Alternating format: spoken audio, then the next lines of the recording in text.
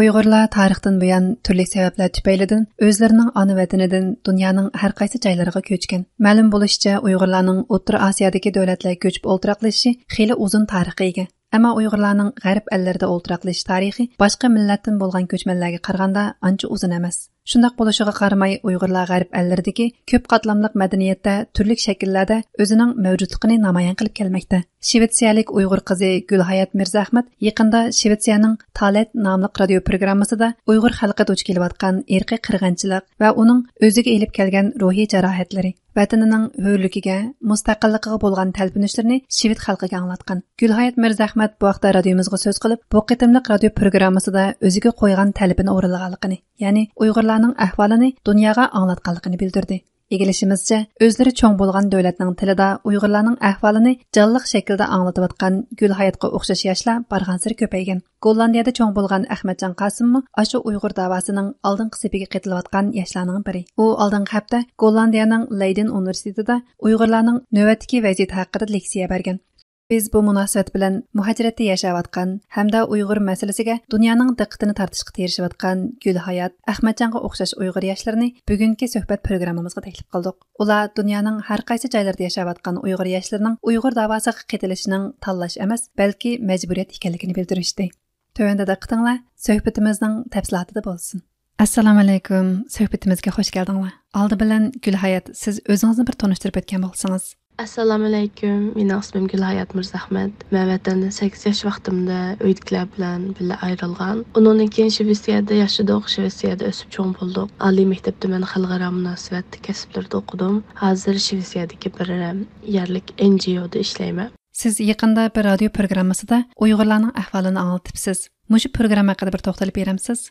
Men yaqin qatnashgan bu programma har yili muhim hikoyasi bor 8 odamni tanlab, shularga o'zlariga muhim bo'lgan shu temalar to'g'risida so'zlaydiganga, boshqalarga anglatadiganga bir fursat yaratib beradigan bir programma. Bu programma mening bir ko'rgan tushum bilan boshlandi. Keyin o tushumdan uyg'onib, realligimni bir qorong'u tushdek, tushumni bir realligimga o'xshab ketadigan qorong'ulik ekanligini deyman. Orlig'ida hozir vatanda bo'layotgan ahvolni tushundirma. Eng oxirida vatanda xushal o'tgan bolaligimni bir qur aslab, lekin garchi men mushta demokratik davlatda yashasammi, shunda hayotim yaxshi bo'lsa-mu, lekin xushal yashamayotganligimni, chunki yurgimniki bir parchasiniki vatanda qolganligi to'g'risida to'xtalib hikoyamni tugataman. Program chiqqandan keyin menga pek yaxshi inkaslar keldi. Buning ichida menga eng ta'sir qilgani biraylan. Rahmat sizga, siz vataningizda bo'layotgan ishlarni Uyg'urlarning nuqtai nazaridan so'zlab beribsiz deb xat qoldirib qo'yibdi. Ahmadjon, endi siz bilan tanishib o'tsak, sizning da'voga qatnashish safaringiz qanday boshlangan? Ahmadjon Qosim, 16 yoshga az qolgan vaqtimda Gollandiyaga keldim. Men bu yili qonun fakchilerini o'qib tugatdim.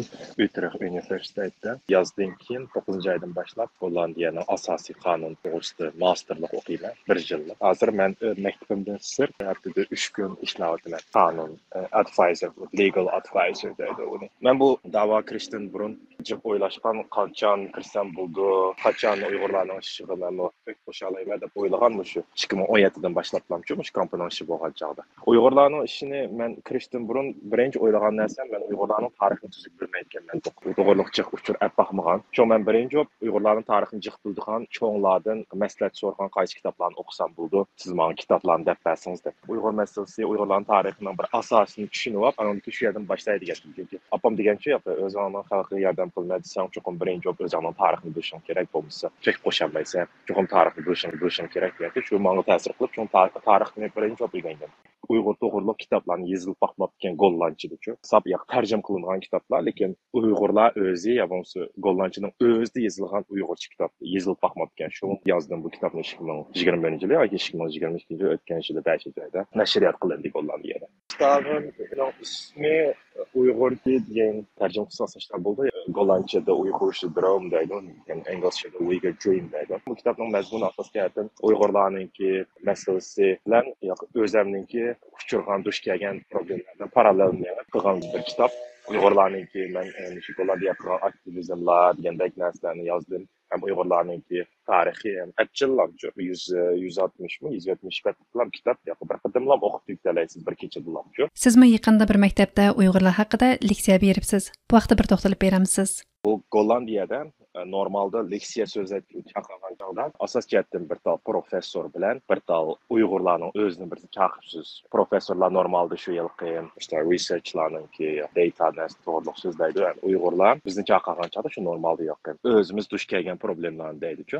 Lekin men yaqinning yoqi, mush o'tgan yildan hozirgacha u strategiyani azroq o'zgartyapman, chunki personal storyni jiqlab jiq anglab ketadigan. Shunga men bizningmi Uyg'urlarninki qarshimizni, Uyg'urlar duch kelgan problemlarni qandoq bir amal qilamiz, biz Uyg'urlar qandoq qaraymiz, hozir dunyodagi siyosiy vaziyat qandoq, siyosiy vaziyatga Uyg'urlarning ishi nerdan nergacha degandek shu jihatlarni so'zladim. Chunki Leiden University'ni so'zlagan chog'da men geopolitik jihatlarni so'zladim, chunki hozir Amerika bilan Yevropaninki munosabati burun qargan chog'da Trump davrlarida qargan chog'da yaxshi, chunki Ukraina urushi bo'ldi, Arablarning birlashishi shundoq bizga foydali bo'ldi degandek shu narsalarni so'zlayman. Sizga o'xshash mushundaq chet ellarda cho'ng bo'lgan Uyg'ur yoshlariga deydigan qandaq yurak so'zlaringiz bor?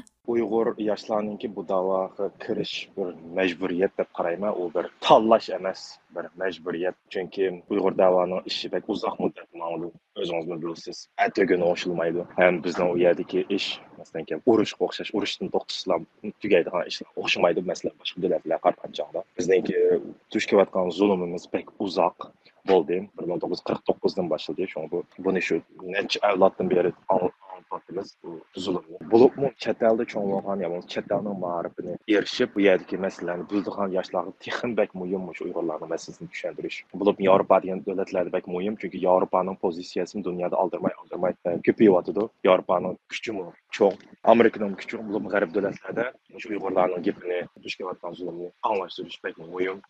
Yoshlar bir cho'ng bo'lgan, yoshlarning ma'rifida cho'ng bo'ldi. Ma'rifini bildi, jamiyatini bildi. Uyg'urlarning masalasi dunyoning siyosati bilan tang, dunyoning vaziyati to'g'riliq tang ma'noda.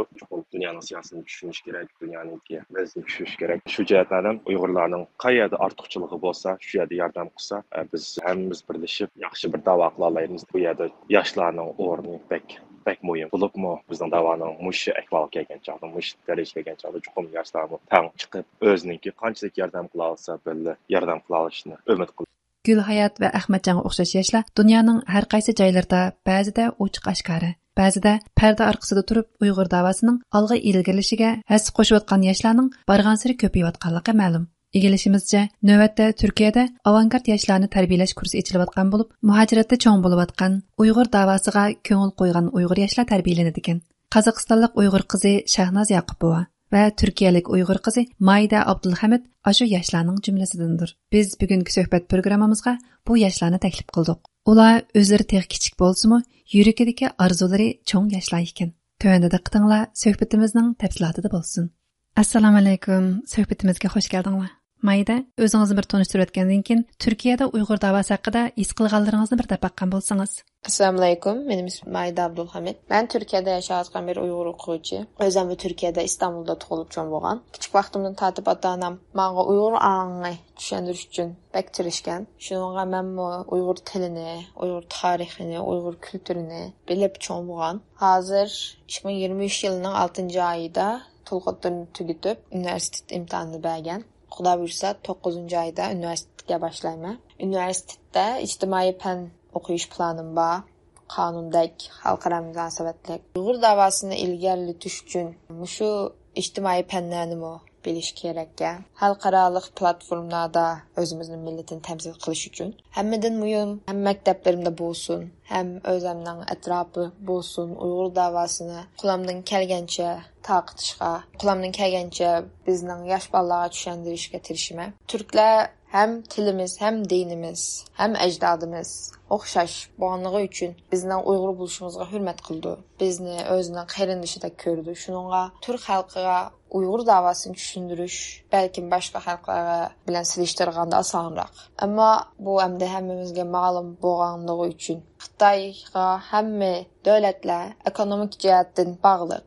Türkiye'nin şu ahir neçe yıllar içinde Xitay bilen ekonomik münasebetleri takım ilgirilep gitti. Şununla belki Türkiye devletinin özünün Uygurlarga karta bergen yardımları burunqidek emas. Şunlaşqa Türkiye'de turbatgan Uygurlarning benim köz qarashimcha birinci orunga qo'yishi kerakkan mesele Türk devletini Uygur meselesini özünün meselesidek qarashga başlamasıga tirishishimiz kerak.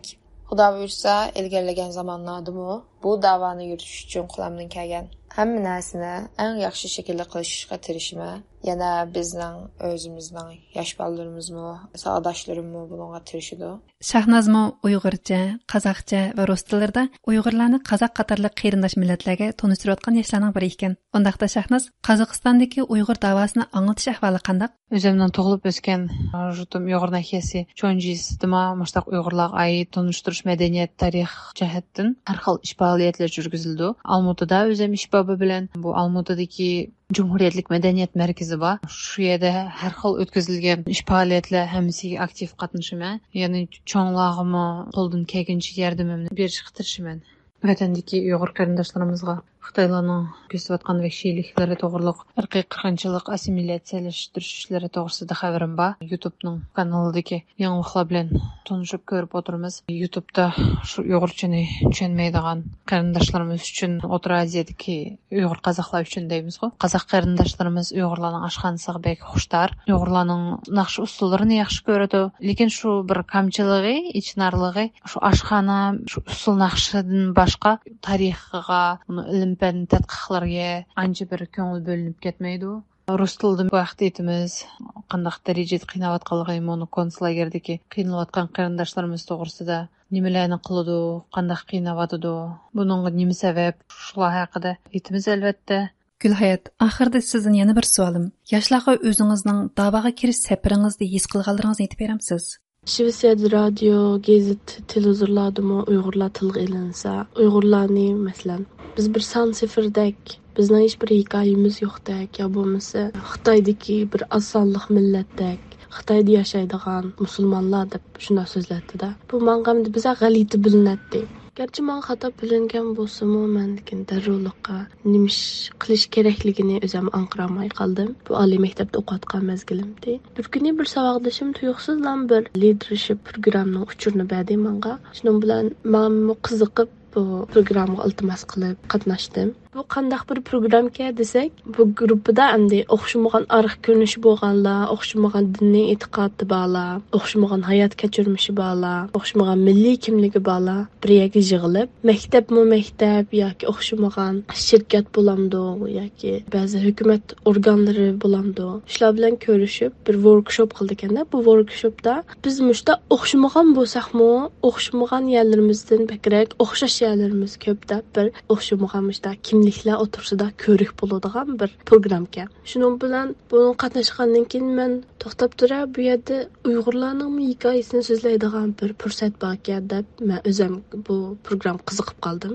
Program tugandan keyin ta'limga ularmi mening hikoyamga Uyg'urlarga qiziqib biz bilan ishlashni xohlamasa deb mendan so'radi. Shuning bilan men ularning guruhiga qo'shilib ketdim. Mana bugungacha biz 30 ming o'quvchi bilan uchrashdik. 800 yoshni o'zim qatnashgan shu liderlik kursimizda tarbiyaladik. Bular endi meningki o'zimningki hikoyam orqali, o'zimningki beshimdan kechirmishlarim orqali Uyg'urlarni tanidi.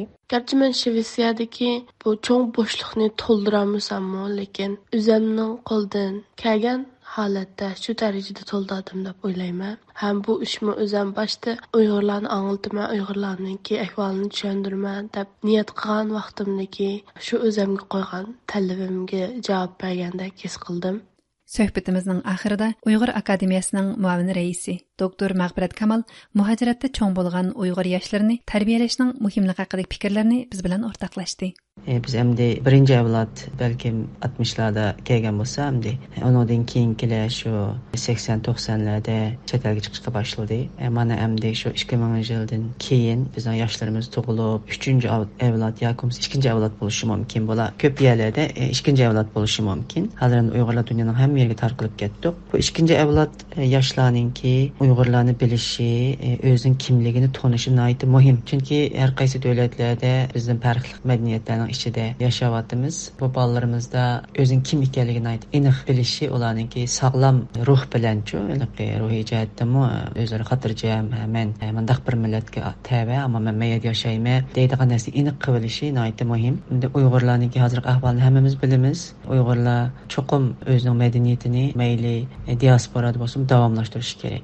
O'zing ana tilini qo'g'dash, o'zing madaniyatini qo'g'dash inson bo'lish sifati bilan har qanday millatningki birinchi o'rin qo'yadigan, shunday beshiga eg'ir kunlar kelgan vaqtida birinchi bo'lib qo'g'dashni o'ylashadigan eng muqaddas ma'naviyat deb qaraldi. Bu qitim Uyg'ur akademiyasininki uyushtirgan bu Uyg'ur yoshlarining kursimi shu Uyg'ur madaniyatini qo'g'dash, varislik qilish, yana shu yosh avlodlarimizga qoldirildi. Bularga shu ongni yerlashtirish, bundan keyin shu mayli qaysi davlatda bo'lsin, shu Uyg'urlarningki hozirgi ahvolini boshqalarga tonishtirish, bildirish, xalqaro qonunlardan foydalanish, yoshlarimizning mushu jihatlardan to'hfa qo'shishini qo'lga keltirish. Shu sabablardan hamda Uyg'ur yoshlarini tarbiyalash bek muhim. Suhbatimizni ko'ngil qo'yib anglaganlar uchun rahmat.